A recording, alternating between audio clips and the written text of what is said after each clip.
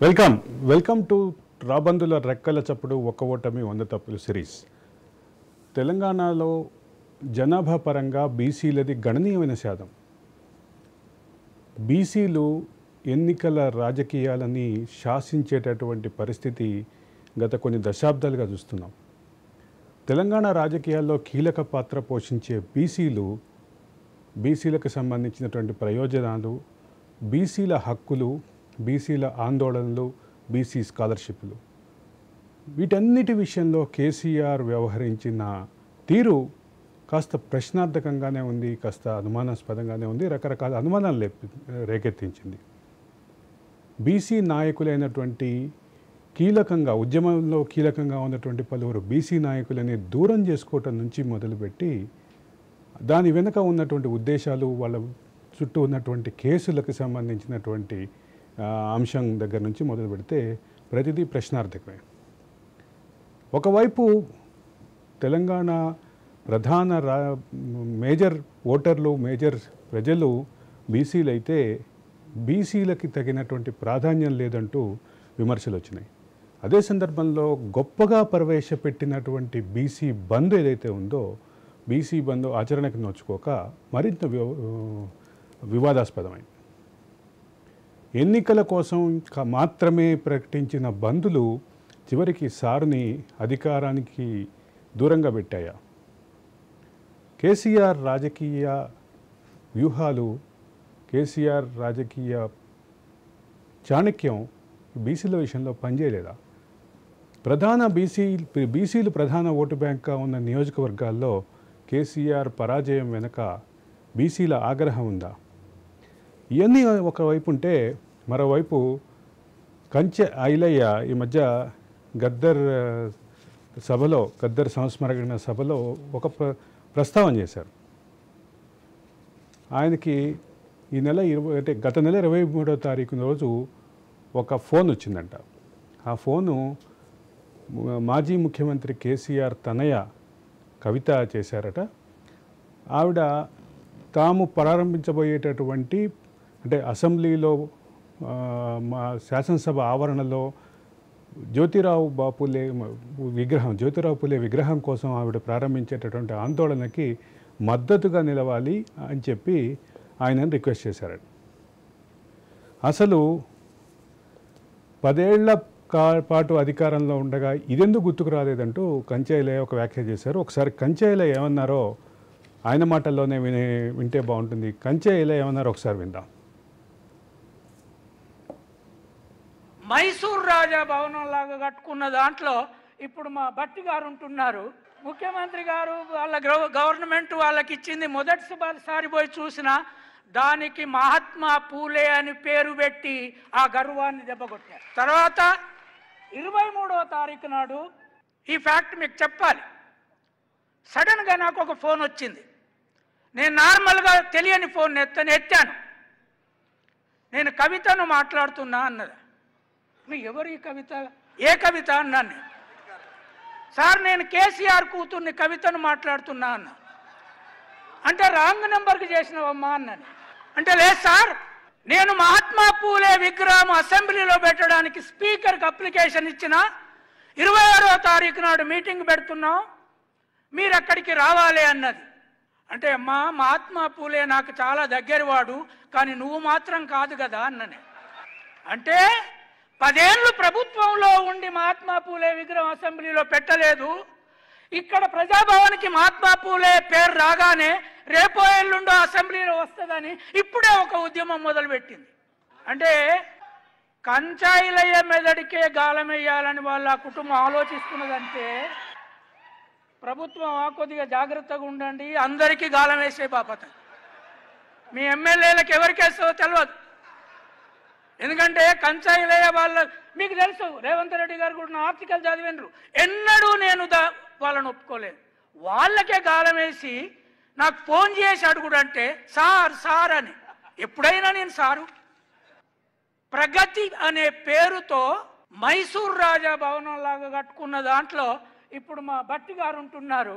ముఖ్యమంత్రి గారు వాళ్ళ గవర్నమెంట్ వాళ్ళకి ఇచ్చింది. మొదటిసారి పోయి చూసిన దానికి మహాత్మా పూలే అని పేరు పెట్టి ఆ గర్వాన్ని దెబ్బకొట్టారు. తర్వాత 23వ తారీఖు నాడు ఈ ఫ్యాక్ట్ మీకు చెప్పాలి. సడన్గా నాకు ఒక ఫోన్ వచ్చింది. నేను నార్మల్గా తెలియని ఫోన్ ఎత్తాను. నేను కవితను మాట్లాడుతున్నా అన్నది. ఎవరు ఈ కవిత? ఏ కవిత అన్నాను నేను. సార్ నేను కేసీఆర్ కూతుర్ని కవితను మాట్లాడుతున్నా అన్న. అంటే రాంగ్ నెంబర్కి చేసినవమ్మా అన్నాను. అంటే లేదు సార్, నేను మహాత్మా పూలే విగ్రహం అసెంబ్లీలో పెట్టడానికి స్పీకర్కి అప్లికేషన్ ఇచ్చిన 26వ తారీఖు నాడు మీటింగ్ పెడుతున్నాం, మీరు అక్కడికి రావాలి అన్నది. అంటే అమ్మా మహాత్మా పూలే నాకు చాలా దగ్గరవాడు, కానీ నువ్వు మాత్రం కాదు కదా అన్ననే. అంటే 10 ఏళ్ళు ప్రభుత్వంలో ఉండి మహాత్మా పూలే విగ్రహం అసెంబ్లీలో పెట్టలేదు. ఇక్కడ ప్రజాభవన్కి మహాత్మా పూలే పేరు రాగానే రేపో ఎల్లుండో అసెంబ్లీలో వస్తుందని ఇప్పుడే ఒక ఉద్యమం మొదలుపెట్టింది. అంటే యా కవిత ఉద్యమం, కొత్త ఉద్యమం గురించి అది కంచె ఐలే చెప్పిన మాటలు. 10 ఏళ్ల అధికారంలో ఉండగా ఎప్పుడు గుర్తురాని పూలే విగ్రహం ఈరోజు అధికారం పోయి రెండో పక్క ప్రగతి భవన్కి పూలే ప్రజాభవన్గా కాంగ్రెస్ ప్రభుత్వం నామకరణం చేయగానే వెంటనే పూలే విగ్రహం డిమాండ్ ముందుకొచ్చింది. ఈ అంశాలపై మనతోటి మాట్లాడటానికి జాజుల శ్రీనివాస్ ఉన్నారు, బీసీ ఉద్యమ నేత, జూమ్లో జాయిన్ అవుతున్నారు మనతో పాటు. శ్రీనివాస్ గారు వెల్కమ్. అట్లాగే డాక్టర్ సాంబశివ గౌడ్ ఉన్నారు. సాంబశివ గౌడ్ బీసీ ఉద్యమ వేదిక వ్యవస్థాపక అధ్యక్షులు, అలాగే తెలంగాణ ఉద్యమంలో కీలక పాత్ర పోషించిన బోయుజేఏసీ నాయకులు. యా ఒకసారి శ్రీనివాస్ దగ్గరికి వెళ్ళే ముందు సాంబశివ గౌడ్ గారు, ఈరోజు కంచెలే మాటలు విన్నారు. కంచెలే మాటలు విన్నాక ఏమనిపిస్తుంది?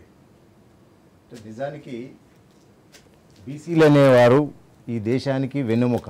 యా కానీ చారిత్రక పరిణామ క్రమంలో చూసినప్పుడు బీసీలు అంటే వెనుకబడిన వర్గాలుగా మొదటి నుంచి కూడా మనకు చారిత్రక పరిణామ క్రమంలో చెప్పుకుంటూ రావడం జరిగింది. ముఖ్యంగా ఏంటంటే బీసీలను ఒక చిన్న స్థాయి అంటే తక్కువ స్థాయి చేసి చూపించే ప్రయత్నం మొదటి నుంచి జరుగుతుంది అనేది ఒక అపవాదు ఉన్నది. అది నిజం కూడా. నిజానికి ఇలా ఈ దేశానికి అసలైన ఉత్పత్తిదారులు, అసలైన వెన్నుముక అంటే బీసీలు.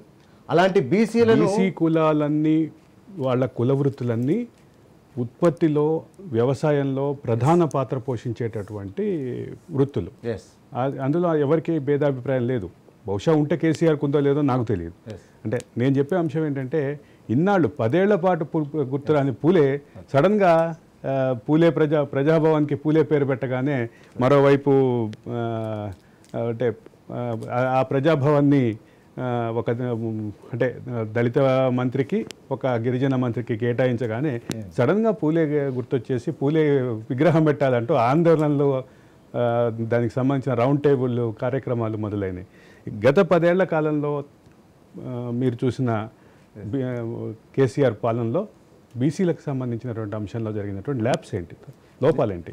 నిజానికి మనం చూసినట్టయితే తెలంగాణ ఉద్యమ క్రమంలో మనం చూసినప్పుడు నిజానికి ఆ రోజు నుంచి ఇప్పటి వరకు మనం ఒక్కసారి చూస్తే 10 సంవత్సరాల నుంచి వీళ్ళు ఎంతమంది బీసీలకు న్యాయం చేశారు, ఎంతమంది బీసీలకు వాళ్ళ మంత్రిత్వ శాఖలో అవకాశాలు ఇచ్చారు, ఎంతమంది బీసీలకు ఎమ్మెల్యే టికెట్లు ఇచ్చారు, ఎంపీ టికెట్లు ఇచ్చారు, రాజ్యసభలో అవకాశం ఇచ్చారు. ఒకసారి ఆ లెక్కలు కూడా తీస్తే ఇలా కవిత గారు చెప్పే ఏదైతే పూలే విగ్రహం పెట్టాలని చెప్పి ప్రధాన డిమాండ్ తోటి ముందుకు వస్తున్నారు కదా కవిత గారు, ఆ డిమాండ్కు నిజంగా కూడా న్యాయం చేసినట్లు అవుతుంది.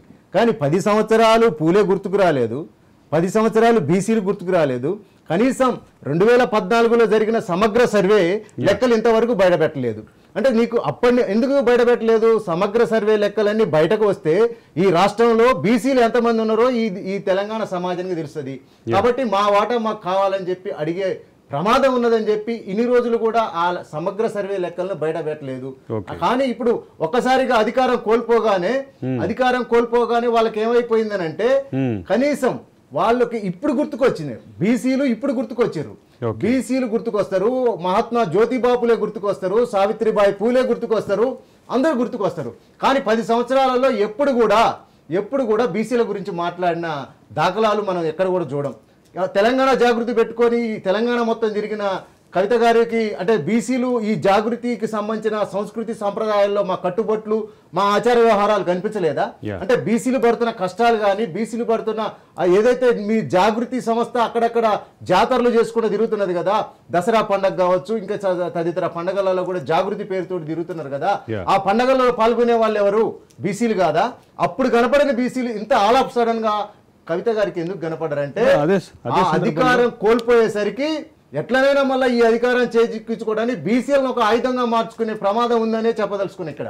అదే సందర్భంలో మరొక కీలక అంశం బీసీ బంధు, ఎన్నికల ముందు ప్రకటించినటువంటి బీసీ బంధు కేసీఆర్కు ఉపయోగపడిందా, ఎదురు దెబ్బ తగిలిందా? నిజానికి మీరు ఇంతకుముందు చెప్పినట్లుగా 10 సంవత్సరాలు గుర్తుకు రాని బీసీ బంధు సడన్ గా ఎలక్షన్ ముందు 2 నెలలకో 3 నెలలకు ఎలక్షన్ ఉన్నాయంగా పెడితే అంటే బీసీలు ఏమైనా తెలివి తక్కువ వల్ల, బీసీల జ్ఞానం లేదా, అర్థం కాదా?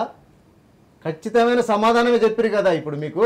అంటే బీసీలకు ఒక 10 సంవత్సరాల కింద బీసీ బంధు పెట్టి వాళ్ళ నిజంగా అభివృద్ధి పదంలోకి తీసుకుపోయినప్పుడు, వాళ్ళ ఆర్థికంగా సామాజికంగా రాజకీయంగా వాళ్ళని అభివృద్ధిలోకి తీసుకొచ్చినప్పుడు అప్పుడు నువ్వు బీసీలకు ఏదైనా చేసినామని చెప్పుకోవడానికి కానీ బీసీలకు మేము అగ్రపదానం నిలిపినామని చెప్పుకోవడానికి ఒక గొప్ప అవకాశం ఉండేది. కానీ తీరా అంటే ఇక తప్పదు సర్వేలలో మాకు ఓటమి తప్పదు అనుకున్నప్పుడు మాత్రమే బీసీ బంధు గుర్తుకొస్తుంది, తప్పదు సర్వేలలో ఓటమి పాలవుతాం అనుకున్నప్పుడే దళిత బంధువులు గుర్తుకొస్తాయి వీళ్ళకి. అంటే కేవలం వీళ్ళ గెలుపు కోసం మాత్రమే మేము ఒక వారధిలాగా పనిచేస్తున్నాం అంతేగాని. కానీ అదే సందర్భంలో బీసీలకి కొన్ని పథకాలు పెట్టామంటూ దాన్ని పెద్ద ఎత్తున ప్రచారం చేసుకుంది టీఆర్ఎస్ అలియాస్ బీఆర్ఎస్ పై చేసినటువంటి దాంట్లో రజకులకు ఉచితమైనటువంటి కరెంట్ ఇచ్చాం, నాయి బ్రాహ్మణులకు కరెంటు బిల్లులు తీసేసాం, మన మత్స్యకారులకి అంటే ముదిరాజ్ అండ్ బెస్తా కులాలకి చేప పిల్లల పంపిణీ చేసాం, ఉచితంగా చేప పిల్లల పంపిణీ చేసాం. ఇట్లాంటి అనేక కార్యక్రమాల్ని బీసీలకి ఉద్ధారక కార్యక్రమాలుగా ప్రచారం చేసుకుంది. వీటి ఫలితం ఎట్లాగా ఉంది? నిజానికి బీసీలలో కొన్ని కులాలకు మొన్న బీసీ బంధులో కొంత అవకాశం ఇచ్చారు, కానీ మిగతా కులాలను కూడా చూడాల్సిన అవసరం ఉందిగా. ఈ దేశ ఉత్పత్తిలో వారి శారీరక శ్రమ, వాళ్ళు ఈ బడ్జెట్లో వాళ్ళు సంపాదించి పెట్టిన యొక్క శ్రమతో వచ్చిన ఆర్థికం కూడా ఉన్నది కదా. కనీసం వాళ్ళని కొంతమందికి చేసి బీసీలకు బంధు చేసిన బీసీ బంధు పెట్టినామని అంటే బీసీలకు అర్థం కాకనా, బీసీలు అర్థం చేసుకోలేకనా? ఖచ్చితంగా నిజంగా మొన్న జరిగిన ఎలక్షన్లో మనం చూసినట్లయితే ప్రచార ఆర్భాటంలో భాగంగా మాత్రమే బీసీ బంధు పెట్టారు. నిజంగా ఇప్పుడు ఒకవేళ టీఆర్ఎస్ అధికారంలోకి వస్తే ఆ బీసీ బంధు ఉండేదో, లేకపోతే ఇప్పుడు ఇచ్చిన మీరు చెప్పినట్టు కొంతమందికి ఏదైతే కొంత వాళ్ళకి వెసులుబాటు కనిపించారో అలాంటి పథకాలు ఉండేవో, లేకుంటే వాటిని బుట్ట దాఖలు చేసే వాళ్ళు కూడా మనకు. మరో బీసీ ఉద్యమ నేత జాజుల శ్రీనివాస్ మనతోటి జూమ్లో జాయిన్ అవుతున్నారు. శ్రీనివాస్ గారు నమస్కారం.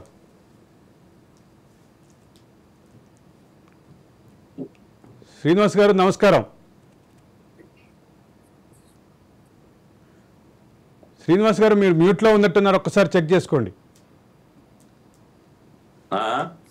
శ్రీనివాస్ గారు నమస్కారం. నమస్తే సార్. శ్రీనివాస్ గారు, గత 10 సంవత్సరాల కాలంలో బీసీలకి సంబంధించినటువంటి వివిధ పథకాలు, అలాగే బీసీ బంధు, అదే సందర్భంలో గద్దర్ సంస్మరణ సభలో కవిత బీసీ పోరాటము, పూలేకి సంబంధించినటువంటి విగ్రహం పెట్టడము అనేటటువంటి అంశం గురించి మాట్లాడుతున్నాం.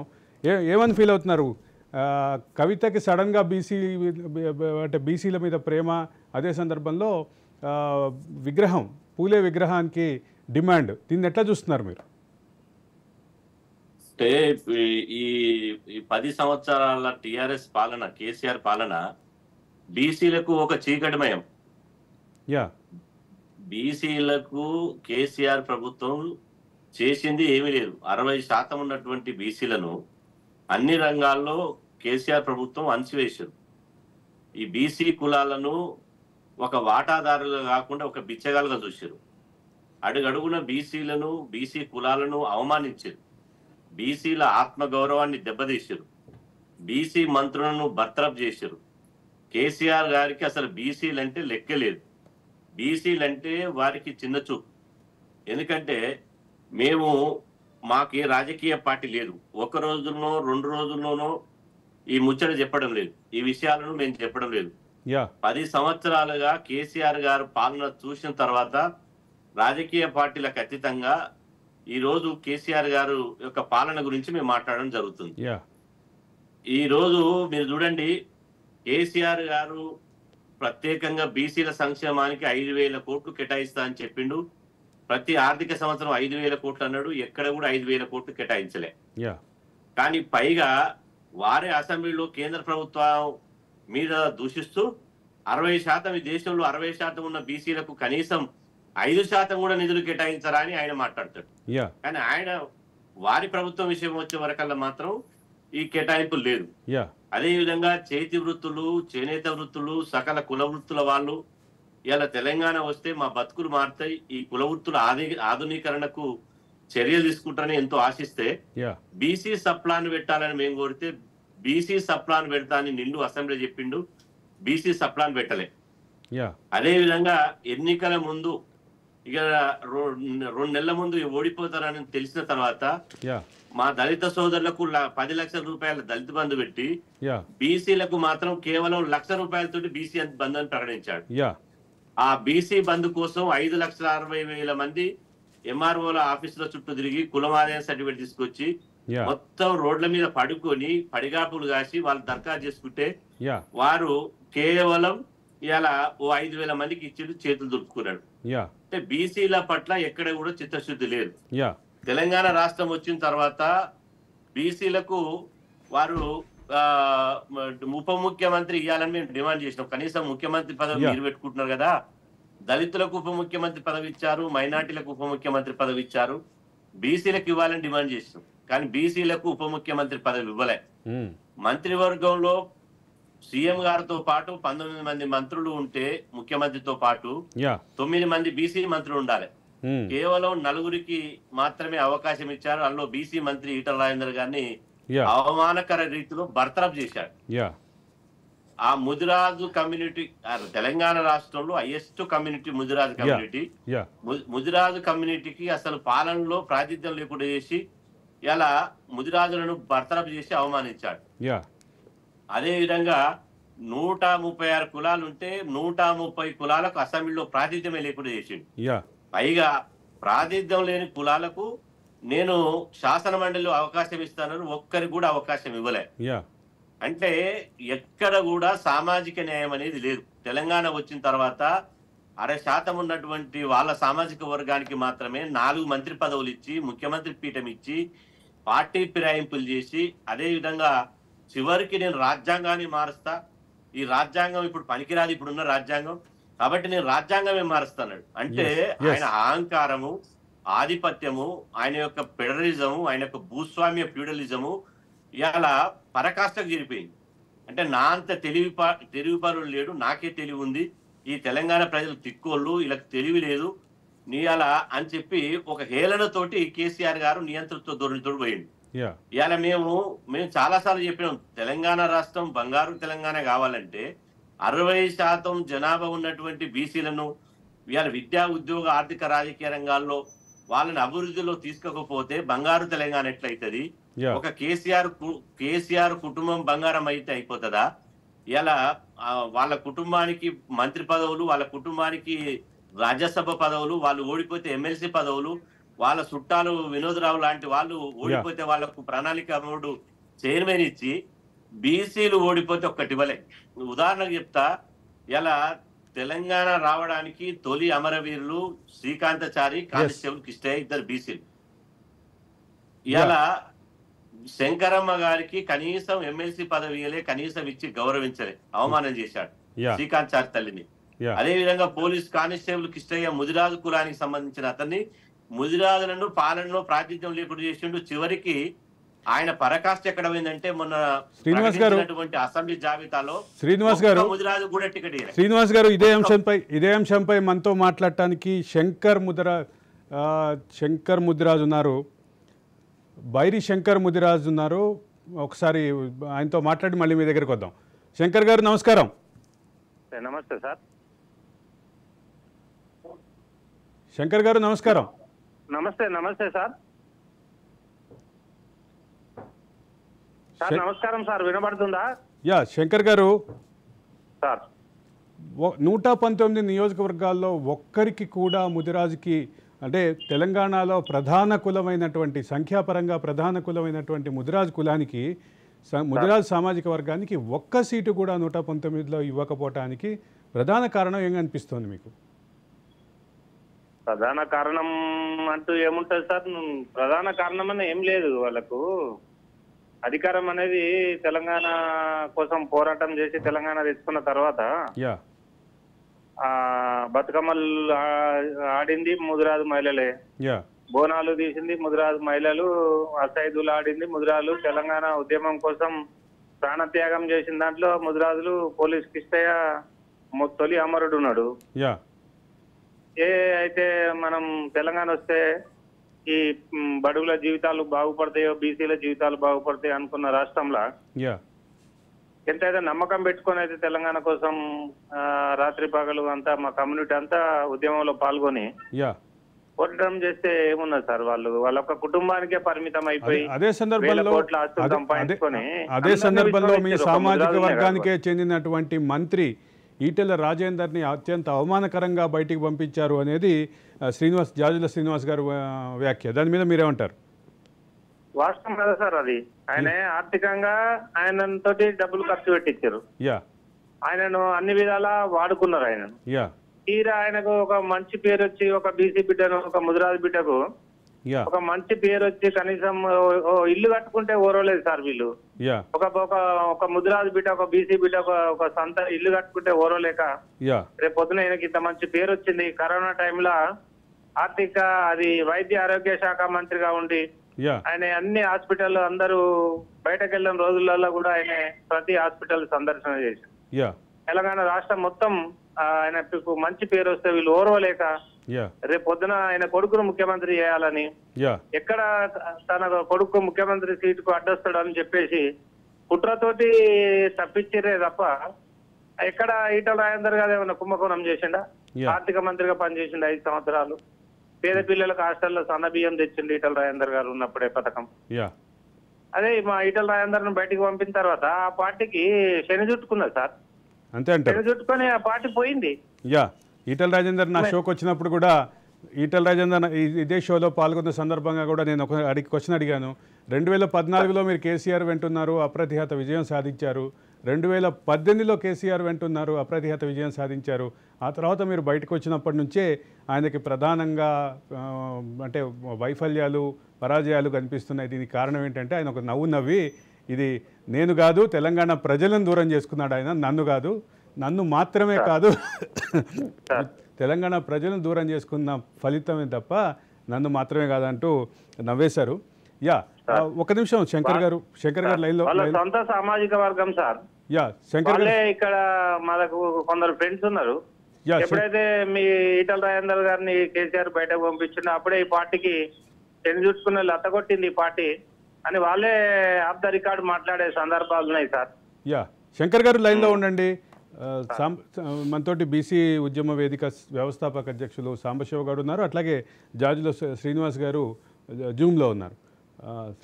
సాంబశివ గారు ఏమనిపిస్తుంది? నిజానికి ఇందాక మిత్రుడు చెప్పినట్టుగా కావచ్చు, అలాగే జాజుల శ్రీనివాస్ గౌడ్ గారు చెప్పినట్లుగా ఈటెల రాజేందర్ అనే ఒక ఉద్యమకారుడు తెలంగాణ ఉద్యమంలో మేము ఉస్మానియా యూనివర్సిటీలో ఉద్యమం చేస్తున్న క్రమంలో ఆ రోజు అనేక మంది విద్యార్థి ఉద్యమకారులను కేసుల పాలైనాం. కేసుల పాలైనప్పుడు ఆ రోజు జైళ్ళలో, చెర్లపల్లి జైళ్ళలో కావచ్చు, తదితర వేరే పోలీస్ స్టేషన్లో అక్కడక్కడ ఉన్న విద్యార్థి ఉద్యమకారులను బయటకు తీసుకురావడానికి అక్కడ ఆ రోజు ఎవరికి శక్తి సరిపోలేదు. ఆ రోజు ఆర్థిక శక్తి ఎవరికి లేవు. కానీ ఈటెల రాజేందర్ అనే వ్యక్తి ఆ రోజు ఇవాళ మీ యొక్క రాజ్ న్యూస్ ద్వారా చెప్పదలుచుకున్నా, ఆ రోజు విద్యార్థి ఉద్యమకారులకు బెయిల్ ఇప్పించింది ఈటెల రాజేందర్ ముదిరాజ్.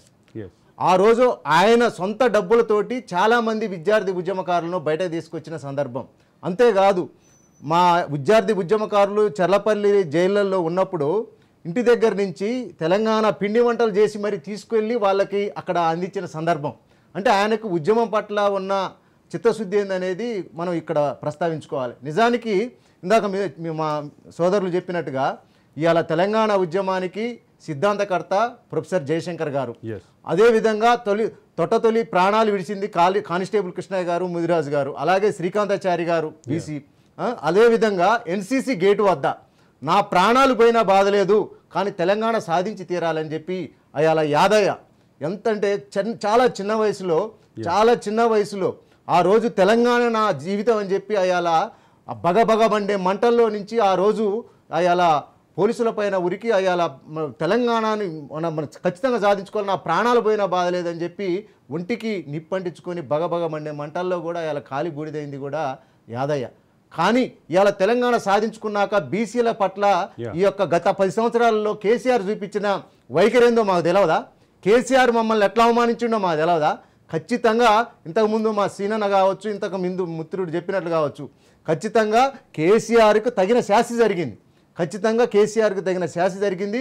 ఖచ్చితంగా ఇదే విధంగా భవిష్యత్తులో కూడా బీసీల పట్ల ఇప్పుడున్న ప్రభుత్వాలు కావచ్చు, భవిష్యత్తులో ఇంకే ప్రభుత్వం కూడా ఇదే విధంగా ప్రవర్తిస్తే వారికి కూడా అదే విధంగా మేము ఖచ్చితంగా శాస్తి చేస్తామని కూడా రాజ్ న్యూస్ ద్వారా చెప్పదలుచుకున్నాం. మరొక మిత్రుడు శ్రీనివాస్ ముదిరాజ్, బీసీ ఉద్యమ నేత శ్రీనివాస్ ముదిరాజ్ ఫోన్ లైన్లోకి వచ్చారు. శ్రీనివాస్ గారు నమస్కారం. నమస్తే సార్. యస్, గత 10 ఏళ్ల కాలంలో బీసీలోకి జరిగినటువంటి అవమానాలు, లాభాలు, వాటన్నిటికి సంబంధించినటువంటి ఫలితాలు, దాని గురించి మాట్లాడుతున్నాం. శ్రీనివాస్ గారు చెప్పండి. గత 10 సంవత్సరాలు అంటే సుమారు 2001 నుంచి తెలంగాణ వచ్చేంత వరకు ఉద్యమంలో ముఖ్యంగా ముందుండి పనిచేసింది బీసీలు సార్. తెలంగాణ సాధించడంలో కీలకంగా చాలా మంది బీసీలు అమరులైనారు. ఇలా తెలంగాణను పరిపాలించిన నాయకుల కుటుంబం నుంచి ఏ ఒక్కరు కూడా తెలంగాణ కోసం బలి కాలేదు, జైలుకి వెళ్ళలేదు. కానీ ఎంతో మంది బీసీ కుటుంబాల నుంచి విద్యార్థి సోదరులు చాలా మంది అమరులైన తర్వాత తెలంగాణ రాష్ట్రం సాధించుకుంటే నిజంగా అధికారంలోకి వచ్చిన తర్వాత బీఆర్ఎస్ పార్టీ ఇవి రెండు కూడా బీసీలను అనగదొక్కి అవమానం చేసి మన బీసీలందరినీ బీసీల మధ్యలో కులాల మధ్యలో పిచ్చులు కూడా పెట్టేసింది. చాలా కులాల మధ్యలో ఒక రకంగా చెప్పాలంటే బీసీలు అయినటువంటి గంగపుత్రులకు ముదిరాజులకు పంచాయతీ పెట్టేసింది. చాలా గ్రామాలలో కొట్టుకొని చచ్చిపోయిన గ్రామాలు కూడా ఉన్నాయి.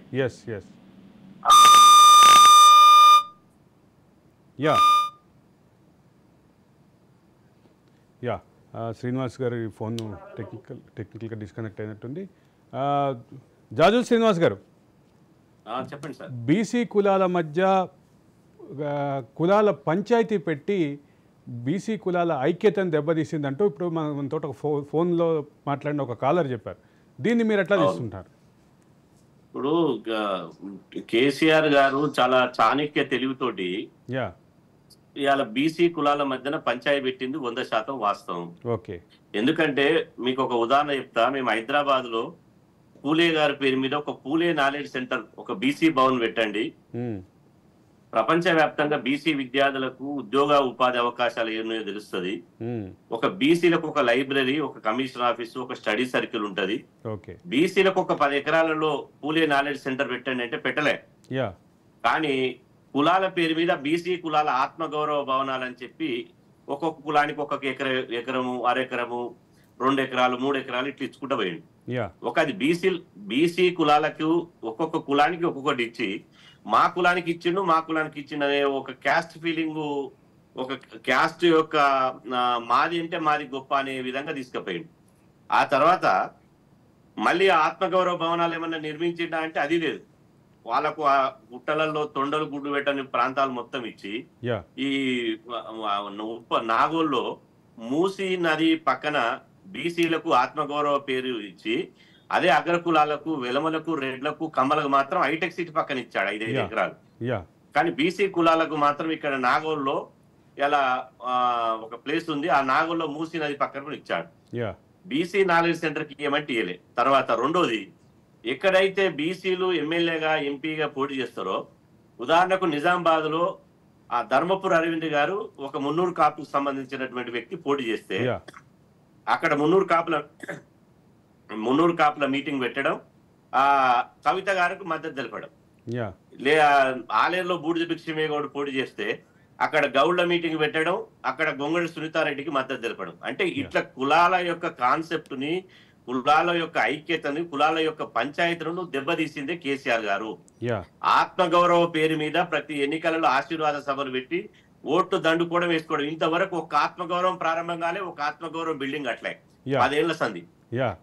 ఆ తర్వాత ఇంకా ఇంపార్టెంట్ విషయం ఏంటంటే మా సోదరులు ఇంతకుముందు ప్రస్తావించినట్టు వాళ్ళు అనేక విషయాలు మాట్లాడారు. స్థానిక సంస్థల్లో బీసీ రిజర్వేషన్లు తగ్గించాడు. ఎన్టీ రామారావు గారు ఉన్నప్పటి నుంచి మండల్ కమిషన్ ఉద్యమం మూలంగా ఈ బీసీలకు స్థానిక సంస్థలైనటువంటి sarpanch, MPTC, ZPTC, MPP, councillor, corporator, zilla parishad chairman ఎన్నికలలో బీసీ రిజర్వేషన్ ఎన్నో ఏళ్ల సంది 34% రిజర్వేషన్లు ఉంటే దాన్ని 18% తగ్గించి బీసీలను రాజకీయంగా అణచేసిండు. బీసీలను ఎమ్మెల్యేలు, శ్రీనివాస్ గారు నేను ఒక ప్రధాన విషయం చెప్పాలి. సబ్బండ వర్గాలు మొత్తం అంటే కులాలకు అతీతంగా అన్ని కులాలు పాల్గొన్నప్పటికీ అగ్రభాగాన నిలిచింది మాత్రం ఖచ్చితంగా తెలంగాణ సమాజంలో సామాజిక వర్గాల పరంగా చూస్తే బీసీలే. సామాజిక వర్గాల పరంగా బీసీల త్యాగం మాత్రమే తెలంగాణ ఉద్యమంలో ప్రధాన భూమిక పోషించిందనే విషయంలో ఎవ్వరికీ భేదాభిప్రాయం లేదు. కానీ అధికారం విషయానికి వచ్చేసరికి 19 మంది మంత్రుల్లో కేవలం 4 మాత్రమే బీసీలకు ఇవ్వడం. ఆ 4 కూడా తనకి అనుకూలమైనటువంటి వాళ్ళు, తన చెప్పు చేతుల్లో ఉండేటటువంటి వాళ్ళకి వరకే ఇవ్వటం. తనకు గులాంగిరి గారు వంగి కాళ్ళు దండాలు పెట్టి నేను ఆ మాట అనలేకపోయాను, మీరు అంటున్నారు. కేసీఆర్ గారి కాళ్ళు మొక్కితే మాకేం అభ్యంతరం లేదు. హరీష్ రావు కాళ్ళు మొక్కిర్రు, కేటీఆర్ కాళ్ళు మొక్కిర్రు, కవిత గారు కాళ్ళు మొక్కిర్రు. మొత్తం వాళ్ళ కుటుంబం ఎంతమంది ఉన్నారు ఆ కుటుంబం పెద్దల కాళ్ళు మొక్కించుకున్నారు. ఇక్కడ ప్రధానంగా సార్ ఇక్కడ మనం బాగా గమనించాల్సింది ఏంటంటే 100 తప్పులు కేసీఆర్ ఒక ఓటమి ఎట్లన్నారో 100 కాదు 1000 తప్పులు ఉన్నాయి. బీసీలకు కేసీఆర్ గారు చేసిన తప్పులు 1000 ఉన్నాయి. ఆ 1000 మీకు రిటర్న్ రాష్ట్రమంటే రాసిస్తారు. ఖచ్చితంగా దీనిపై మరో డిబేట్ రాజకీయంగా ఎదగకుండా చేసిండు. దానికి ఉదాహరణ సర్పంచ్ ఎన్నికల్లో, ఎంపీటీసీ ఎన్నికల్లో రిజర్వేషన్ తగ్గించి మా బీసీలు 6000 మంది సర్పంచ్ అయ్యేది ఉంటే 3000 మంది అయ్యారు. అదే విధంగా 1000 మంది ఎంపీటీసీలు అయ్యేది ఉంటే 500 మంది అయ్యారు. జిల్లా పరిషత్ చైర్మన్ లో మీరు చూసుకుంటే జిల్లా పరిషత్ చైర్మన్ 32 ఉంటే బీసీలు 32లో కనీసం 16 మంది 18 మంది కావాలి. కేవలం 6 మాత్రమే జిల్లా పరిషత్ చైర్మన్లు అయ్యారు. అదే విధంగా మంత్రివర్గంలో ప్రాతినిధ్యం లేదు. ఇంత ముందు కన్నా కనీసం స్వామి గౌడు, అదే విధంగా స్పీకర్ మధుసూదన్ చారి చేసి రెండోసారి నిరంజన్, ఒక్క నిమిషం శ్రీనివాస్ గారు, ఆ తర్వాత పోచారం శ్రీనివాస్ గారు మనకి సామాజిక న్యాయాన్ని బొందబెట్టిండు. ఇవాళ మొత్తం రిజర్వేషన్ తగ్గించిండు, సంక్షేమ పథకాలలో కోత పెట్టిండు. ఇంకేమనంటే ఇవాళ చూడండి చదువుకునే శ్రీనివాస్ గారు ఒక్క నిమిషం. శ్రీనివాస్ గారు ఒక విద్యావేత్త మనకు ఫోన్ చేశారు. డాక్టర్ బోయిన్ నారాయణ గారు మనతో మాట్లాడటానికి ఫోన్ చేశారు. మన డిబేట్ చూసి ఫోన్ చేశారు. ఒకసారి ఆయనతో మాట్లాడదాం. నారాయణ గారు నమస్కారం. నారాయణ గారు నమస్కారం. అది ఆయన ఫోన్ కాల్ కట్ అయినట్టుంది. ఇప్పుడు 3 సంవత్సరాల నుంచి చదువుకునేటువంటి పిల్లలకు ఫీజు రియంబర్స్మెంట్ ఇయ్యలే, స్కాలర్షిప్ ఇయ్యలే. చదువుకునేటువంటి పిల్లలకు ఎదిగేటువంటి బీసీ గురుకులాలు, సంక్షేమ హాస్టల్లో మెచ్చార్జీలు పెంచక వాళ్ళని ఉపవాసం ఉంచి అరిగోస పెట్టిండు. మేము అదిగో ఇదిగో మెచ్చార్జీలు పెంచుతున్నామని చెప్పి 25% మెచ్చార్జీలు పెంచుతున్నామని చెప్పి ఎన్నికల ముందు అడావిడిగా జీవో తీసి మెచ్చార్జీలు పెంచలే. మా సోదరుడు సాంబశివ గౌడ్ ఉన్నాడు, ఉస్మానియా యూనివర్సిటీ విద్యార్థి నాయకుడు. వారు ఉన్నటువంటి ఇవాళ ఉస్మానియా యూనివర్సిటీ హాస్టల్లో బ్రహ్మాండంగా బంగ్లాలు కట్టిస్తా ఇవాళ యూనివర్సిటీలలో మిలిటరీ భోజనం పెట్టిస్తాడు. మిలిటరీ భోజనం కాదు, ఇవాళ మెస్సులు మొత్తం బంద్ అయిపోయి యూనివర్సిటీలలో అన్నమో రామచంద్ర అని చెప్పి 4 సంవత్సరాలు అయింది. డస్ట్బిన్ లెక్క అయిపోయింది. బోయిన్ నారాయణ గారు మళ్ళీ మనకి ఫోన్ చేశారు. బోయిన్ నారాయణ గారు విద్యావేత్త, మన డిబేట్ చూసి ఫోన్ చేశారు. నారాయణ గారు నమస్కారం. నమస్కారం సార్. బీసీలకు సంబంధించినటువంటి కేసీఆర్ చేసినటువంటి అంశాలు, దీనికి సంబంధించినటువంటి చర్చలో ఉన్నాం. చెప్పండి నారాయణ గారు, మీ అభిప్రాయం ఏంటి? సరే, ఇప్పుడు దాదాపుగా స్థానిక సంస్థలకు సంబంధించి బీసీల రిజర్వేషన్ లో తీవ్రమైన అన్యాయం జరుగుతున్నది. ఎందుకంటే ఎస్టీస్ కు రిజర్వేషన్ ఉన్నాయి సోదరులకు, ఎస్టీలకు రిజర్వేషన్ ఉన్నాయి సోదరులకు. అంబేద్కర్ గారి పోరాటం వలన లభించినాయి. అదేవిధంగా బీసీలకు చట్టసభలలో, ముఖ్యంగా చట్టసభలు కావచ్చు, స్థానిక సంస్థలకు కావచ్చు, రిజర్వేషన్లు అమలు చేసినట్టయితే వాళ్ళ యొక్క స్థానాన్ని, వారి యొక్క ఆర్థిక అవసరాలను చట్టసభల్లో కొట్లాడుకోవడానికి స్థానికంగా అంటే ఈ విషయాల మీద వాళ్ళ ఆర్థిక బలోపిష్టికి అవసరపడడానికి తప్పకుండా వాళ్లకు స్థానిక సంస్థల రిజర్వేషన్ కల్పించాల్సిన అవసరం ఉన్నది. ఎందుకంటే బీసీ రిజర్వేషన్లు అమలు చేయకపోతే వారి యొక్క స్థానంలో పూర్తిగా ఫార్వర్డ్ క్యాస్ట్ రిజర్వేషన్స్ అయినట్టుగానే నారాయణ గారు దానికి సంబంధించి ఇప్పుడే జాజుల శ్రీనివాస్ డేటా చెప్తున్నారు.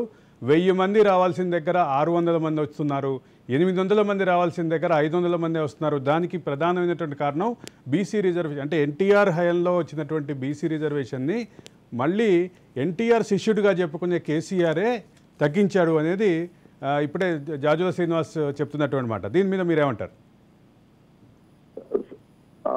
సీనన్న కొట్లాడుతున్నాడు తప్ప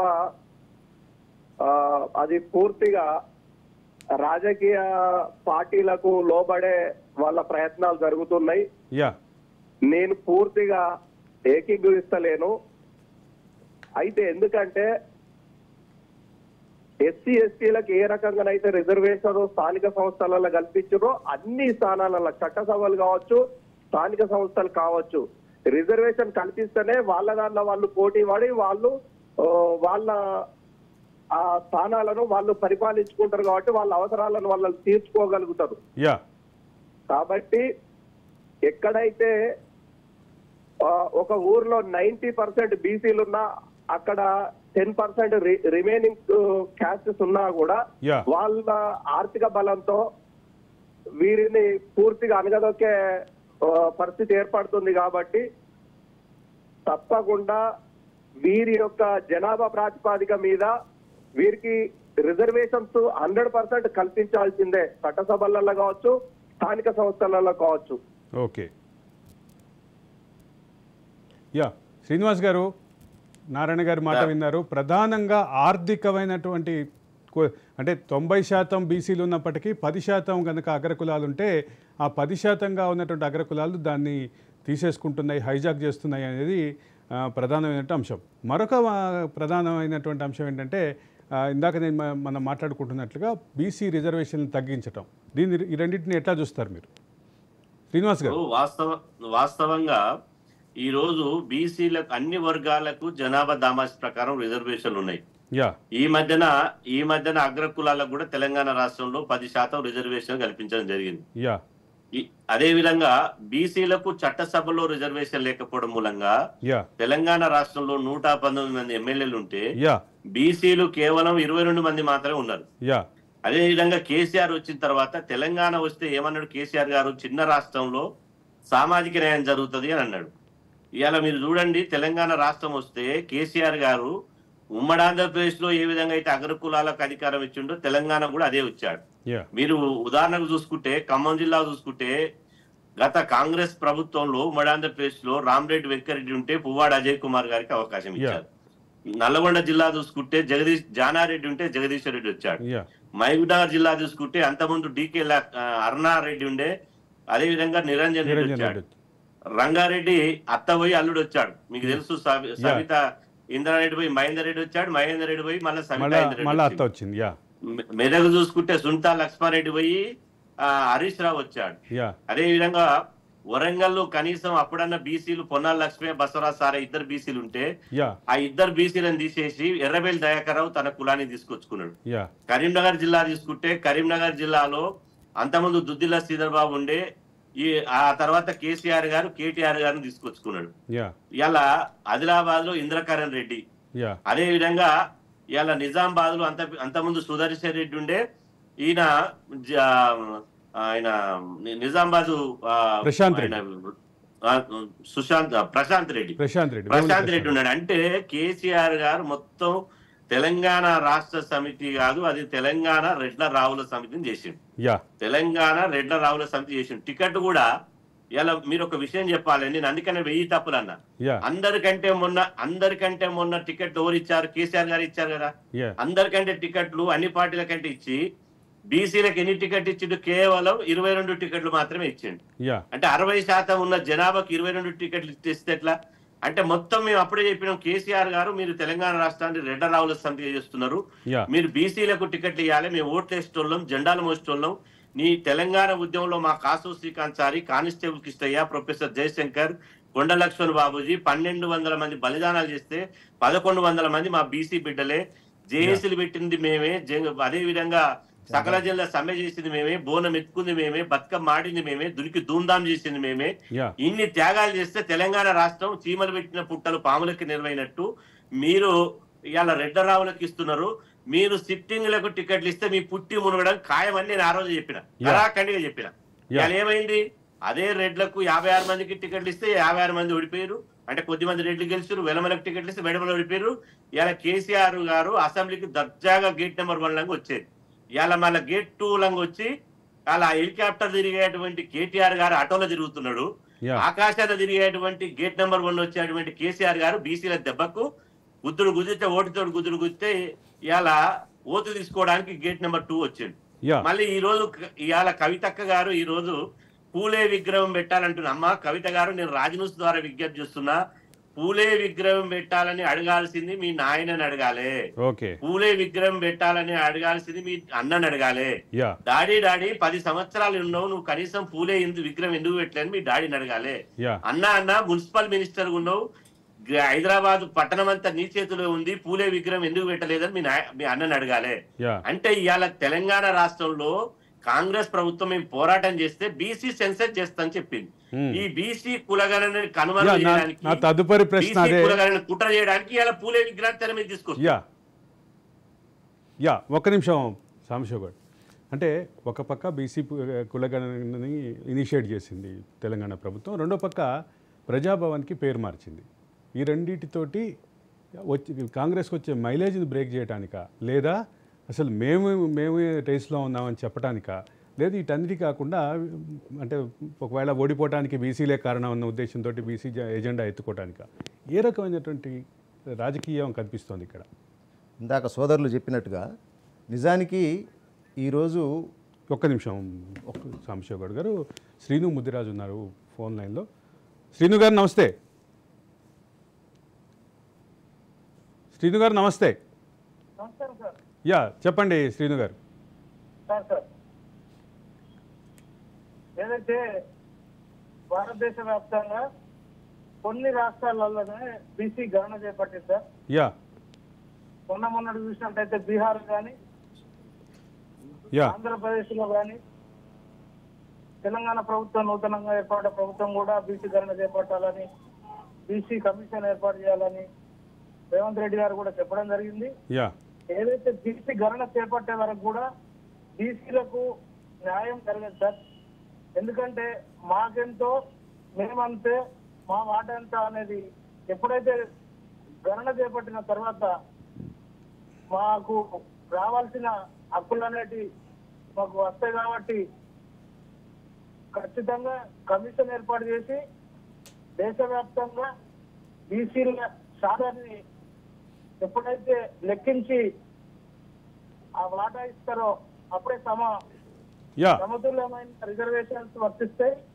అప్పటి వరకు ఇదే విధంగా ఉంటది. బీసీలు ప్రతిసారి మీ భావం అర్థమైంది శ్రీను గారు. Thank you. శ్రీను గారి అభిప్రాయం ప్రకారం, శ్రీను గారు చెప్తున్న మాట ప్రకారం ఏంటంటే బీసీ గణన ద్వారా ప్రభుత్వ పథకాల్లో కానీ, అంటే పాలసీలో కానీ, ప్రభుత్వ ప్రజాప్రతినిధుల్లో కానీ మా వాటా మాకు క్లారిటీ వస్తుంది. కాబట్టి కులగణని, బీసీ కులగణని ఇనిషియేట్ చేయాలి అనేది ఆయన వాదన. నిజానికి స్వాతంత్రం వచ్చిన దగ్గర నుంచి కూడా బీసీ జనగణన అనేది జరగలేదు. ఎంత దారుణమైన విషయం అంటే ఈ దేశంలో అటవీ జంతువులకు లెక్కలు ఉన్నాయి, గొర్రెలకు, బర్రెలకు, చివరకు కోళ్ళకు కూడా లెక్కలు ఉన్నాయి. కానీ బీసీలకు లెక్కలేవు. ఎస్సీలకు ఉన్నాయి లెక్కలు, ఎస్టీలకు ఉన్నాయి, చివరికి మైనార్టీలకు కూడా లెక్కలు ఉన్నాయి. కానీ బీసీల పట్ల ఎందుకింత పక్షపాత వైఖరి అనేది మాకు ఇప్పటివరకు అర్థం కాని విషయం. అంటే బీసీల లెక్కలు బీసీలకు తెలిసినప్పుడు రాజ్యాధికారంలో ఓటా అడుగుతారు కాబట్టి తప్పకుండా ఈ బీసీ లెక్కలను తొక్కివేయాలనేది మొదటి నుంచి ఒక కుట్రపూరితమైన మాకు కుట్రకోణం ఉన్నదనేది మాకు దాన్నే కేసీఆర్ కొనసాగించిండు, దాన్నే కేసీఆర్ కొనసాగించిండు. కానీ సకల జనుల సర్వే సమగ్ర సర్వే సమగ్ర సర్వేలో ప్రతి ఒక్కరిది కులం అడిగారు, కానీ లెక్కలు బయట పెట్టలేదు కదా. వాస్తవంగా మాకున్న కొంత సమాచారం మేరకు సమగ్ర సర్వే ద్వారా వచ్చిన లెక్కల ప్రకారం బీసీల జనాభా దాదాపుగా 60% పైన ఉంది. కానీ ఆ లెక్కలు బయటకు వస్తే ఏమవుతుంది అంటే బీసీల లెక్కలు బీసీలో తెలిసినప్పుడు వాటా ఇవ్వాల్సి వస్తుంది. ఒకటి మాత్రం క్లియర్, 52% అతి తక్కువ వాళ్ళు చెప్పేవాళ్ళే 52% చెప్తున్నారు. కాబట్టి ఈ రాష్ట్రంలో ఖచ్చితంగా నేను బీసీల మీద PhD చేసిన, empowerment of backward classes A study of post 73rd constitutional amendment act in Nalgonda district, నా రీసెర్చ్ టాపిక్ అది. నేను ఎంపవర్మెంట్ ఆఫ్ బ్యాక్వర్డ్ క్లాసెస్ మీద చేసినాను. ఆర్టికల్ 73rd 74th అమెండ్మెంట్ల ప్రకారం ఆర్టికల్ 243D ప్రకారం రిజర్వేషన్ ఈ రాష్ట్రంలో కావచ్చు దేశవ్యాప్తంగా అన్ని రాష్ట్రాల్లో కూడా ఇవ్వడం జరుగుతుంది. కేవలం బీసీలను ఒక గ్రామ పంచాయతీలకు మున్సిపాలిటీలకు మాత్రమే పరిమితం చేసిర్రు. కానీ ఎక్కడ కూడా చట్టసభల్లో ఎందుకు అవకాశం ఇవ్వట్లేదు అని అంటే ఈ బీసీలు ఇక్కడ వరకు చాలు, వీళ్ళకి అభివృద్ధి అనేది ఇక్కడ వరకు చాలు, ఇక్కడ నుంచి ఇక పైకి వెళ్ళొద్దు, ఏమున్నా కూడా మీ శాసనాలు చేస్తాం, ఆ శాసనాలకు కట్టుబడి వీరు గ్రామాలలో మున్సిపల్ పట్టణాలలో మాత్రమే వీళ్ళని పరిమితం చేయాలి, అక్కడి నుంచి శాసనసభలకు రావద్దు, పార్లమెంటుకు రావద్దు అనేది స్వాతంత్రం వచ్చిన దగ్గర నుంచి కూడా కుట్ర జరుగుతున్నది. నిజానికి శ్రీనివాస్ గారు, సమగ్ర సర్వే ద్వారా బీసీలకి సంబంధించినటువంటి ప్రాథమికమైనటువంటి సమాచారం అయితే వచ్చింది. కానీ దానికి సంబంధించింది ఆ మేరకు ప్రభుత్వ పథకాల్లో కానీ పాలసీల్లో కానీ దానికి సంబంధించినటువంటి అమలు అయితే జరగలేదు. దీనికి ప్రధాన కారణం కేసీఆర్ సైడ్ నుంచి మీరేం చూస్తున్నారు? సింపుల్ ఒక మాటలో చెప్పండి. తెలంగాణ రాష్ట్ర ప్రభుత్వం వచ్చిన తర్వాత కేసీఆర్ గారు SK సర్వే, సమగ్ర కుటుంబ సర్వే అని చేయించాడు, ఒకటే రోజు చేయించాడు. ఈ సర్వే చేయించినప్పుడు బొంబాయి నుంచి, దుబాయ్ నుంచి, సూరత్ నుంచి ఈ తెలంగాణలో ఎక్కడో బతకనికి పోయిన వాళ్ళు ఆ ఒక్కరోజు రావాలి, నా ఇంట నేనుంటా, మీ ఇంట మీరు ఉండాలి. దీనివల్ల తెలంగాణ ప్రజలకు అన్ని సమానంగా సమాన అవకాశాలు వస్తాయి. దీనివల్ల చాలా ప్రయోజనాలు ఉన్నాయంటే వచ్చేటప్పుడు బస్సులలో ట్రాన్స్పోర్ట్లు చాలా మంది చనిపోయారు. అయినప్పటికీ ఒకరోజు సమగ్ర కుటుంబ సర్వే లెక్కలు చేసిండు. మరి ఎందుకు బయట పెట్టలే 10 సంవత్సరాలు తను ఉన్న కాలంలో అంటే సమగ్ర కుటుంబ సర్వేలో తేలింది ఏంటంటే తన సామాజిక వర్గం అనేటువంటి వెలమ సామాజిక వర్గము 88,000 మంది మాత్రమే ఉన్నారు. అంటే 1,00,000 మంది కూడా లేరు తెలంగాణ రాష్ట్రంలో. ఇలా బీసీ జనాభా, బీసీ కులాలు అధికంగా ఉన్నాయి. కాబట్టి ఈ కులాలన్నీ బయట పెడితే, ఈ కులాలన్నీ అధికారికంగా ప్రకటిస్తే ఈ బీసీ కులాల్లో మేము ఇంత జనాభా ఉండి మాకు సంక్షేమ పథకాల్లో వాటా లేదు, బడ్జెట్లో వాటా లేదు, రాజకీయంగా వాటా లేదు, మేము ఇంత నష్టపోతున్నాం, మేము ఇంత కోల్పోతున్నాం, మాకు రావాల్సిందల్లా ఈ పిడికడి శాతం లేనోళ్ళు, ఈ 1% లేనోళ్ళు ఈ ముఖ్యమంత్రి పదవులు అనుభవిస్తున్నారు, బడ్జెట్ అనుభవిస్తున్నారు, వాళ్ళు 1,00,000 కోట్లు సంపాదిస్తున్నారు అనే ఉద్దేశంతో ఆ సమగ్ర కుటుంబ సర్వే లెక్కలు మీ ఉద్దేశం పూర్తిగా అర్థమైంది శ్రీనివాస్ గారు. అంటే ఒకటి మాత్రం క్లియర్, బీసీల సంఖ్యాపరంగా 60% అయితే దీంట్లో కూడా గణనీయమైనటువంటి శాతంగా ఉన్నటువంటి ముదిరాజు కులాన్ని చాలా ఘోరమైనటువంటి అవమానించారంటూ మన కాలర్స్ చెప్పారు. అదే సందర్భంలో మీరు కూడా చెప్పారు. మొత్తం 10 ఏళ్ల కాలంలో బీసీల పట్ల కేసీఆర్ వైఖరి పట్ల బీసీ సమాజం ఆగ్రహంగా ఉన్నమాట వాస్తవం.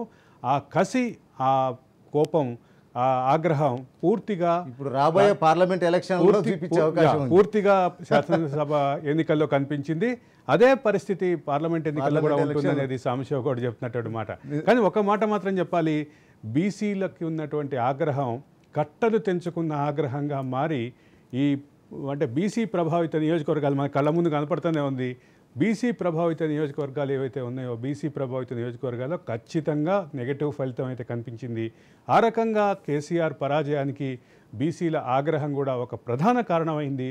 ఆ ఒక ప్రధాన కారణమయ్యే క్రమంలో కేసీఆర్ చేసినటువంటి ఈ వ్యవహార శైలి, కేసీఆర్ బీసీల పట్ల జరిగినటువంటి వ్యవహార శైలి, అదే సందర్భంలో ఎన్నికల ముందు ప్రకటించిన హడావుడిగా ప్రకటించినటువంటి బీసీ బంధు, దాంట్లో ఉన్నటువంటి మళ్ళీ లబ్ధిదారుల ఎంపిక, ఇవన్నీ కలిసి కేసీఆర్ పరాజయానికి ఒక ప్రధాన కారణమైంది. ధన్యవాదాలు డిబేట్లో పాల్గొన్నందుకు శ్రీనివాస్ గారు, సాంబశివ గౌడ్ గారు. టికెట్ల విషయంలో చిన్న 1 మినిట్ సార్, 1 మినిట్. నిజానికి మొన్న ఎలక్షన్ల ముందు పార్టీలన్నీ కూడా టికెట్లు ప్రకటించినాయి. దానిలో భాగంగా బీఎస్పీ పార్టీ కూడా టికెట్లు ప్రకటించింది. బీఎస్పీ ఏం చెప్పింది, 60 నుంచి 70 సీట్లు ఇస్తామని చెప్పి రాష్ట్ర అధ్యక్షులు డాక్టర్ ఆర్ఎస్ ప్రవీణ్ కుమార్ గారు దాని ప్రకటించారు. మీద మరో డిబేట్ చేద్దాం. కానీ టికెట్లు ఇచ్చిందని కేవలం 40 కూడా ఇవ్వని పరిస్థితి కనపడింది. అంటే మాకున్న అనుమానం ఏంటంటే ఈయన కేసీఆర్ వదిలిన బాణం దీని మీద ఖచ్చితంగా మరొక డిబేట్ మీరు చేయాలని చెప్పి నేను కోరుకుంటున్నాం. అయితే కేసీఆర్ పరాజయానికి ఉన్నటువంటి 100 కారణాలు వెతుకుతున్న క్రమంలో ఇది ఒక ప్రధానమైనటువంటి అంశంగా మారింది. కేసీఆర్ ఓటమికి కారణమైనటువంటి 100 తప్పుల్లో తెలంగాణ సమాజంలో మెజారిటీ ప్రజలుగా ఉన్నటువంటి దాదాపు కొన్ని లెక్కల ప్రకారం 52%, కొన్ని లెక్కల ప్రకారం 62%, 60% సుమారుగా ఉన్నటువంటి బీసీ ప్రజలు తమ పట్ల తమ ప్రయోజనాల పట్ల తమ వర్గాల పట్ల కేసీఆర్ వ్యవహార శైలితోటి ఆగ్రహంగా ఉన్నారనేది క్లియర్. అది ఆ రకమైనటువంటి ఆగ్రహం పెళ్ళుబుకినటువంటి ఆగ్రహం ఓట్లుగా మారినటువంటి పరిస్థితి. డిబేట్లో పాల్గొన్న వాళ్ళకందరికీ ధన్యవాదాలు. ఇది ఒక ఓటమి 100 తప్పుల్లో 35వ తప్పు. Stay tune to Raj news.